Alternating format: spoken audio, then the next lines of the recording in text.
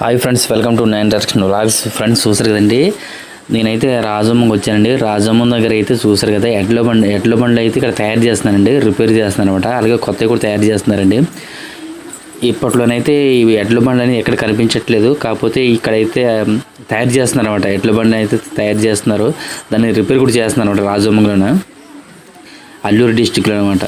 అంటే నాకు ఇది కొంచెం డిఫరెంట్గా అనిపించింది, ఎందుకంటే ఎక్కడ ఎడ్ల బండి అనేది ఇప్పుడు కనిపించట్లేదండి. ఇప్పుడు అంతా ట్రాక్టర్లు వచ్చేసి, అలాగే ఇప్పుడు ఈ వీల్స్ బదులు చాలామంది ఏం చేస్తారంటే ఆ చక్రాలకు టైర్స్ చేసుకుంటున్నారు.